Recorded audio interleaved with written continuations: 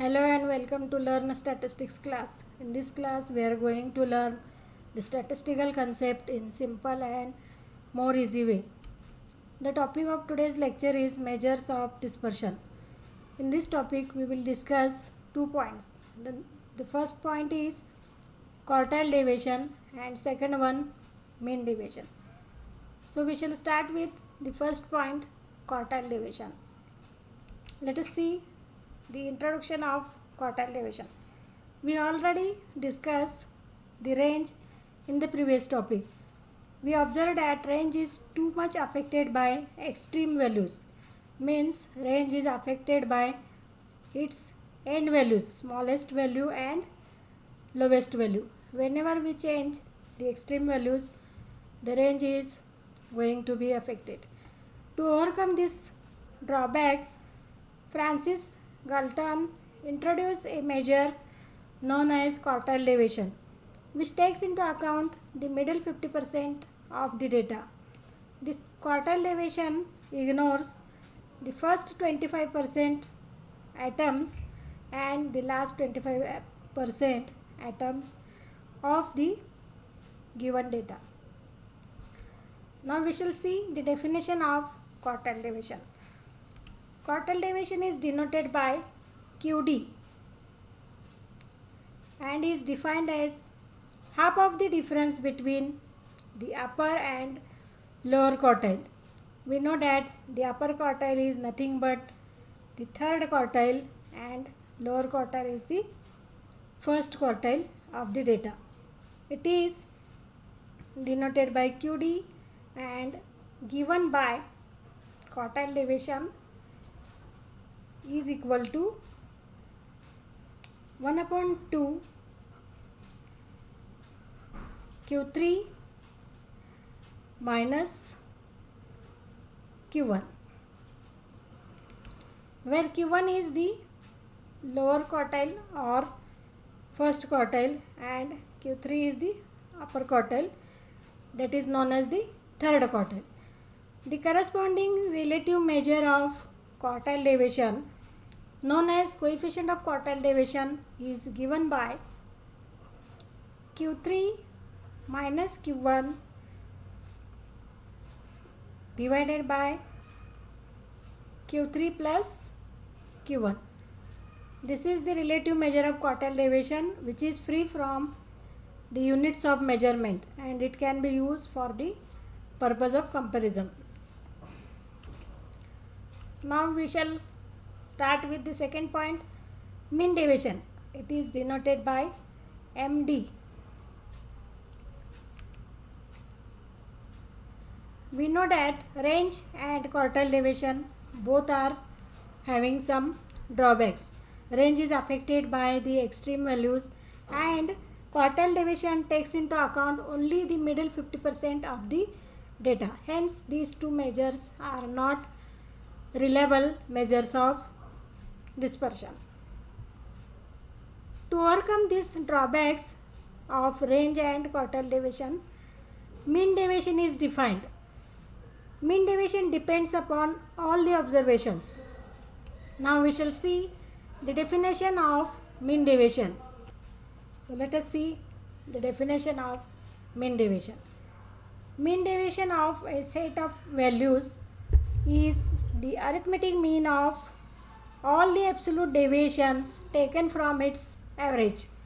Here, average may be mean, median or mode. Mean deviation is denoted by MD. Now, I shall write down the mean deviation in the mathematical form. Mean deviation about a average A, where A is nothing but mean or median or it may be mode. So it is the arithmetic mean, means this is the sum of observation divided by n.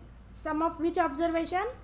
The sum of all absolute deviations taken from its average.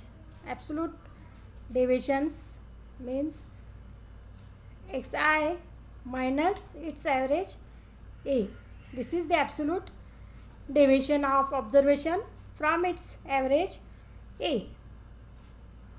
I is from 1 to n. This is the mean deviation about A average A. This formula is nothing but this is for individual data. Individual data. We have already learned what is mean by individual data, discrete data and continuous data. If we are given only separate numbers, then that data is known as individual data. If a student want to learn the types of data, then click on the I button at the top right corner of the screen, and link of that lecture is also mentioned in the description below, that we have already discussed in the previous lectures, where A is nothing but average. Which average? It is nothing but mean or median or mode. Now let us write the formula for mean deviation for the discrete and continuous data. So mean deviation for discrete data about A average A is equal to summation fi into absolute difference of xi minus A divided by n, where I is from 1 to n, and here n is nothing but the sum of frequencies. This is the formula for discrete data. Discrete data means a data which contains value along with their frequencies. That data is known as discrete data. Now for the continuous data, mean deviation is defined as mean deviation about the average A is summation of fi into mi minus A, absolute difference of mi minus A upon n, where n is also sum of frequencies and mi is nothing but the midpoint of the